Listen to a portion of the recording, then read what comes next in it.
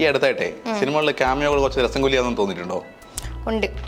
ഇപ്പം മലയാള സിനിമ എടുത്തു നോക്കിക്കഴിഞ്ഞാൽ ഏത് സിനിമ എടുത്താലും ഒരുപാട് ക്യാമിയോ റോൾസ് കയറി വരുന്നത് അതൊരു ട്രെൻഡായിട്ട് മാറിക്കൊണ്ടിരിക്കുകയാണ്. ചില സിനിമകളൊക്കെ നമ്മൾ കണ്ടു കഴിഞ്ഞാൽ എന്തിനാണ് ഇവർ വന്നതെന്ന് നമുക്ക് തോന്നിപ്പോവും. ചിലത് മഹാബോറുമാണ്. ഈ അടുത്തിടയ്ക്ക് ഇറങ്ങിയ 2 സിനിമകൾ നോക്കി അങ്ങനെ തന്നെ നമുക്ക് മമ്മൂക്കയുടെ ഉണ്ടായിരുന്നു, ലാലേട്ടൻ്റെ ഉണ്ടായിരുന്നു. അതെ അതെ അതെ. ആ സിനിമയിൽ അത് വരേണ്ടുന്ന ഫ്ലോ തന്നെ കളയുന്നത് മമ്മൂട്ടിയുടെ ക്യാമിയോടെയാണ്. നമ്മൾ അത്ര നേരം പ്രതീക്ഷിച്ചിരിക്കുന്നത് മമ്മൂട്ടിന്റെ ക്യാരക്ടർ വരുമ്പോൾ ആ സിനിമയെ വലിയ രീതിയിൽ എലിവേറ്റ് ചെയ്യുന്നുള്ളതാണ്. പക്ഷേ ക്യാരക്ടർ വന്ന ശേഷം സിനിമ ഡൗൺ ആവുകയാണ്. ആ ക്യാമിയോ ഇല്ലെങ്കിലും ആ സിനിമ നിൽക്കുമായിരുന്നു. ആ സിനിമയ്ക്ക് ഒരു ഇന്റർനാഷണൽ ലെവൽ സിനിമയിൽ പോയേനെ.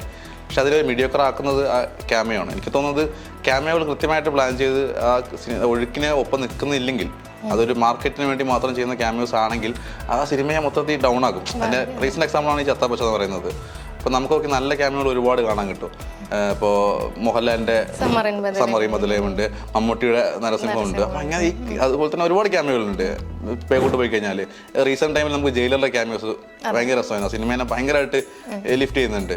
വിക്രമിലുണ്ട്. അങ്ങനെ രസമുള്ള ക്യാമിയോസ് കുറേ ഉണ്ട്. ഇപ്പോൾ ക്യാമിയോകൾ നല്ലതാണെങ്കിൽ സിനിമേനെ ലിഫ്റ്റ് ചെയ്യും. അതേസമയം ക്യാമിയോകൾ മോശമാണെങ്കിൽ, അല്ലെങ്കിൽ ഈ ക്യാമിയോകളുടെ ലക്ഷ്യം എന്തിനാണെന്ന് ഭയങ്കര ഇമ്പോർട്ടൻ്റ് ആണ്. സിനിമയുടെ സ്റ്റോറിയെ നന്നായിട്ട് ബാധിക്കും അത്. കാരണം അത് എപ്പോഴും സ്റ്റോറിക്കൊപ്പം തന്നെ ക്യാമിയോസ് നിൽക്കുന്നതാണ് നല്ലത്. അല്ലെങ്കിൽ അവരുടെ ആ സ്റ്റാർഡം കൊണ്ടുവരാൻ വേണ്ടിയിട്ട് മാത്രം ക്യാമിയോസിനെ കുത്തിക്കയറ്റുമ്പോൾ ആ സ്റ്റോറിയുടെ കണക്ഷൻ തന്നെ മാറിപ്പോവാറുണ്ട് പലപ്പോഴും. ഇപ്പം മലയാളത്തിലാണെങ്കിൽ ഈ സമയത്ത് ഇനി കുറെ അങ്ങോട്ട് ഈ 2026 ഒരുപാട് ക്യാമിയോകൾ വരാനുണ്ട്. മോഹൻലാലിന്റെ 2-3 സിനിമകളിൽ ക്യാമിയോസ് പറഞ്ഞിട്ടുണ്ട്, മമ്മൂട്ടി പറഞ്ഞിട്ടുണ്ട്. അതുപോലെ വലിയ ബിഗ് സ്റ്റാർസ് ഒക്കെ ക്യാമിയോസ് ചെയ്യാൻ വേണ്ടി തീരുമാനങ്ങളുണ്ട്. ഈ ക്യാമിയോസ് ഒക്കെ കൃത്യമായി പ്ലാൻ ചെയ്ത് ആ കഥയ്ക്കൊപ്പം നിൽക്കുവാണെങ്കിൽ രസമായിരിക്കും, ഭയങ്കര ഭംഗിയായിരിക്കും. കാരണം പക്ഷേ ഇത് ഒപ്പം നിന്നില്ലെങ്കിൽ ആ ഫ്ലോ നഷ്ടപ്പെട്ടു. അപ്പൊ സിനിമ നമുക്ക് രസം ഉണ്ടാവില്ല. ഈ ഇൻഡസ്ട്രി മാറി ക്യാമിയോ റോൾസ് ഒക്കെ ചെയ്യുന്നുണ്ട്. ലാലേട്ടനാണെങ്കിലും അവിടെ പോയി ചെയ്യുന്നുണ്ട്. ജയിലറിൽ 3 ഇൻഡസ്ട്രി ഒരുമിച്ച് വരുവാണ്. അത് ഭയങ്കര രസമാണ് സിനിമയിൽ. അതെ അതെ. അതിപ്പോ ഇൻഡസ്ട്രിക്ക് ചിലപ്പോൾ അത് ഗുണകരമായിരിക്കാം. പക്ഷെ സിനിമയെ ചില രീതിയിലൊക്കെ ചിലപ്പോഴൊക്കെ ഇത് ദോഷകരമായിട്ട് ബാധിക്കാറുണ്ട്. ഇപ്പോൾ ഈ നേരത്തെ നീ പറഞ്ഞ പോലെ ചത്താപ്പച്ചയുടെ ആണെങ്കിലും ബബ്ബയുടെ ആണെങ്കിലും ശരിക്കും അവര് ഇല്ലെങ്കിലും ആ സിനിമ മുമ്പോട്ട് പോവുമായിരുന്നു. അപ്പം ഈ ഒരു മാസ് സാധനം കിട്ടാൻ വേണ്ടിയിട്ട് മാത്രം, അതൊരു മാർക്കറ്റിംഗ് സ്ട്രാറ്റജി ആയിട്ട് മാത്രം കിട്ടുക എന്നുള്ളൊരു തന്ത്രം ഉപയോഗിക്കുമ്പോഴാണ് ഈ പ്രശ്നം വരുന്നത്. അതെ, നമുക്ക് നല്ല ഒരുപാട് ക്യാമിയോസ് ഉണ്ട്. ഇപ്പോൾ എല്ലാ ഭാഷയിലും ഉണ്ട്. ഈ കോവിഡിന് ശേഷമാണ് ഇതൊരു ട്രെൻഡായി മാറിയത്. ജയിലറൊക്കെ കഴിഞ്ഞ ശേഷം ഇതൊരു ട്രെൻഡായി മാറി. മലയാളത്തിൽ മാത്രമല്ല, തമിഴ്, മലയാളം, തെലുങ്ക്, ഹിന്ദി, അങ്ങനെ എല്ലാ ഭാഷയിലും ഈ ഒരു ട്രെൻഡ് ഉണ്ട്. ഇത് നേരത്തെ പിന്നെ ഹോളിവുഡിൽ MCU ഒക്കെ കുറെ ചെയ്യുന്നുണ്ട്. പക്ഷെ അതൊക്കെ അവരുടെ എന്താ പറയുക, കഥയായിട്ട് ചേർന്ന് നിൽക്കുന്നത്. ഇപ്പോൾ സമ്മറി മതേഹല് മോഹൻലാൽ നരേന്ദ്രനായിട്ട് വരുമ്പോൾ സിനിമ അതുവരെ ട്രാക്കേ മാറി അതിന് വേറൊരു ലെവലിൽ കൊണ്ടുപോകുന്നുണ്ട്. ഇതിപ്പോ ഏതെങ്കിലും ഒരു സിനിമ ഇപ്പൊ അനൗൺസ് ചെയ്യുമ്പോൾ തന്നെ നമ്മളിങ്ങനെ പ്രതീക്ഷിക്കുക, എക്സ്പെക്ട് ചെയ്യുക, ഇനി നമ്മള് ആരെങ്കിലും ഇതിനകത്ത് വരുവോ. ഈ ക്യാമിയോ എന്ന് പറയുന്നത് തന്നെ സർപ്രൈസ് ആണ്. ഈ സർപ്രൈസ് കിട്ടുമ്പോൾ നമുക്ക് രസം ഉണ്ടാവുന്നത്. നമുക്ക് ജയിലർ കാണാൻ പോകുമ്പോൾ അത് പ്രതീക്ഷിക്കാതെ 2 സ്റ്റാർസ് കടന്നു വരികയാണ്. അത് ഭയങ്കര രസമുള്ള അനുഭവമാണ്. പക്ഷെ നമ്മളിത് ഇതൊരു സ്ഥിരം പരിപാടി ആകുമ്പോൾ എന്ത് ചെയ്തു, ആ ക്യാമിയോ എന്നുള്ള സാധനം ഒട്ടും സസ്പെൻസ് ഇല്ലാതെ അത് സ്വാഭാവികതയായി. അപ്പൊ അതിനകത്ത് നമുക്കൊരു എലിവേഷൻ സംഭവിക്കില്ല. ഇല്ല. അതെ. ഇതിപ്പോ ഈ പറഞ്ഞ കണക്ക് നമ്മള് ഒരു സിനിമ അനൗൺസ് ചെയ്യുമ്പോൾ തന്നെ നമ്മുടെ മനസ്സിൽ വരുമോ ഇനിയിപ്പോ നമുക്കറിയാവുന്ന ഏതെങ്കിലും സ്റ്റാർസിനകത്ത് ഉണ്ടാവുമോ, അങ്ങനത്തെ ഒരു സാധനം നമ്മൾ പ്രതീക്ഷിക്കുമ്പോൾ സിനിമയുമായിട്ടുള്ള ആ ഒരു വ്യൂ തന്നെ നമ്മുടെ മാറിപ്പോവാണ് ചെയ്യാറ്. ഓർത്തിരിക്കുന്ന നല്ല ക്യാമിയോസ് ഏതൊക്കെയാ? ഇപ്പം നോക്കുകയാണെങ്കിൽ എനിക്ക് ഏറ്റവും എടുത്ത് പറയേണ്ടത് നമ്മുടെ പാർവതിയുടെ തന്നെയാണ്. നമ്മുടെ പൊന്മുട്ടയിടുന്ന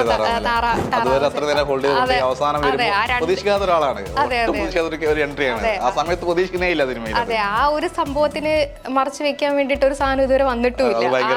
അത്ര അടിപൊളിയായിട്ട് ചെയ്തൊരു വർക്കായ ഒരു സംഭവമായിരുന്നു. പിന്നെ ഈ പറഞ്ഞ കണക്ക് നമ്മുടെ സന്മനസ്സുള്ളവർക്ക് സമാധാനത്തിനകത്തെ തിലകന്റെ ക്യാമിയോ റോള്, അത് ഈ പറഞ്ഞ കണക്ക് ക്യാമിയോസ് വരുമ്പോൾ ചിലപ്പോൾ ഒന്നുകിൽ കോമഡി ആയിട്ട് കൊണ്ടുവരിക, അല്ലെങ്കിൽ വേറെ എന്തെങ്കിലും ഒരു ഇമോഷണൽ കണക്ഷൻ കൊണ്ടുവരിക. ഇതൊന്നും ഇല്ലാണ്ട് ഈ മാസ് അപ്പീലിങ്സ് മാത്രം വരുമ്പോഴാണ് സിനിമയ്ക്ക് അത് കൃത്യമായിട്ട് ഉപയോഗിച്ചാൽ ഭയങ്കര രസമായിരിക്കും. നരസിംഹത്തില് മോഹൻലാലിനെ വേണ്ടി വാദിക്കാൻ വേണ്ടിയിട്ട് മോഹൻലാല് മമ്മൂട്ടിനെ കൊണ്ടുവരുമോ അത് നമ്മൾ പ്രതീക്ഷിക്കുന്നില്ല. ആ സിനിമ അതുവരെ സമയത്ത് അവിടെ ഒരു ക്യാരക്ടറുമായിട്ട് വരുന്നത്. അപ്പൊ ഇവരുടെ ഒരു ഹിസ്റ്ററിയും കൂടെ നമുക്ക് അതിൽ കണ്ടാവും. ഭയങ്കര രസമായിട്ടാണ് ആ ക്യാമിയോ ഉള്ളത്. ഈ പറഞ്ഞ നരേന്ദ്രൻ അങ്ങനെയാണ്. അങ്ങനെ ഒരുപാട് ക്യാമിയോസ് ഉണ്ട് ഭയങ്കര രസമുള്ളത്. ഈ പണ്ട് വേറൊരു സിനിമയുണ്ട് എനിക്ക് ഭയങ്കര ഓർമ്മയുള്ള ക്യാമിയോ, എൻ്റെ പേര് ഉന്നതങ്ങളിൽ നിന്നിട്ടാണ്. ലാലൊക്കെ ഉള്ള സിനിമ, ലാലും ബിജുമൻ എനിക്ക് തോന്നുന്നത്. അതിൻ്റെ എൻഡിൽ മോഹൻലാൽ വരുന്നുണ്ട്. അത് സിനിമ അതുവരെ സാധനം വയ്ക്കും.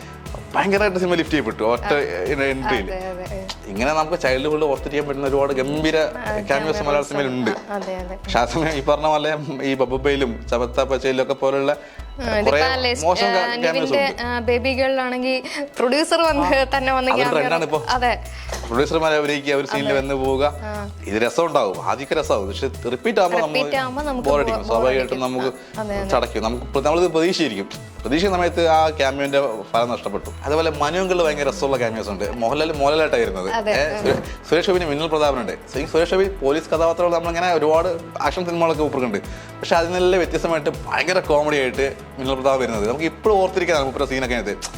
മറ്റേ മരത്തിന് മുകളിലുള്ള വീഡിയോ ഒക്കെ ബോള് ഏറുകൊള്ളുന്നതും വീഴുന്നതും വെള്ളത്തോടെ എടുത്ത് ചാടുന്നതൊക്കെ ആയിട്ട് സുരേഷ് ഗോപി തകർത്ത ഉള്ളതാണ്. അതിൽ മോഹൻലാലായിട്ട് വരുന്നുണ്ട്. മോഹൻലാലായിട്ട് തന്നെ വന്നിട്ടുള്ള ക്യാമറസ് വേറെ ഉണ്ട്. ഇപ്പോൾ ലൈഫ് മൊത്തക്കുട്ടിയിൽ മോഹൻലാലായിട്ട് വരുന്നുണ്ട്, ആദിയിലുണ്ട്, പ്രണവിന്റെ വസ്തുപടത്തിൽ അതിനകത്തുണ്ട് മോഹൻലാലായിട്ട് തന്നെ. അങ്ങനെയുണ്ട്, മമ്മൂട്ടിക്കുണ്ട്. അങ്ങനെ ഇപ്പൊ ക്യാപ്റ്റനിൽ മമ്മൂട്ടിയായിട്ട് തന്നെ വരുന്നുണ്ട്. അതുപോലെ രേഖാചിത്രത്തിൽ മമ്മൂട്ടിയായിട്ട് വരുന്നുണ്ട്. റീസെന്റ് ടൈമിൽ നല്ല ക്യാമറയാണ്, വൃത്തി ചെയ്ത ക്യാമറകളിലൊന്നാണത്. അങ്ങനെ ഒരുപാടുണ്ട്. പിന്നെ മോഹൻലാലിന്റെ ഓർത്തിക്കുന്ന വേറെ ഇത്തിക്കര പക്കിയായിട്ട് കായംകുളം കൊച്ചിന് വരുന്നത്. ആ സിനിമേന്റെ മൂഡ് തന്നെ അവിടെ നിന്ന് സെറ്റ് മാറുകയാണ്. അവരെ നേരത്തെ പറഞ്ഞപ്പോൾ സിനിമയ്ക്ക് മാർക്കറ്റിനും ഗുണം ചെയ്തു.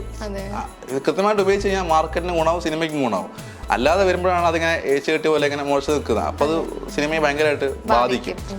അടുത്തായിട്ട് മലയാള സിനിമ ഇനി ഒരു മല പോലെ ക്യാമറ വരാൻ കിടക്കുന്നുണ്ട് 26-ല്. മോഹൻലാലിന്റെ ഇപ്പോൾ ഖലീഫയുണ്ട്, അതുപോലെ കത്തനാറിലുണ്ടെന്ന് പറയുന്നത് കേൾക്കുന്നു. മമ്മൂട്ടിക്കും അങ്ങനെ ഉണ്ടെന്ന് പറഞ്ഞു കേൾക്കുന്നു. അപ്പൊ ഇതൊക്കെ എങ്ങനെയാണ് ഇവർ പ്ലാൻ ചെയ്തിരിക്കുന്നത് കണ്ടിരിക്കേണ്ടതാണ്. കൃത്യമായിട്ട് ആണെങ്കിൽ രസമായിരിക്കും, ഇല്ലെങ്കിൽ അത് സിനിമയിലെ മൊത്തമായിട്ട് തന്നെ ബാധിക്കുന്നതായിരിക്കും. അപ്പൊ ഈ വർഷത്തെ ക്യാമിയോസ് എങ്ങനെയാണെന്ന് നമുക്ക് നോക്കാം. ഞെട്ടിക്കുവോ അതോ നമ്മളെ ബോറടിപ്പിക്കുവോ എന്നുള്ളത് നമുക്ക് നോക്കാം.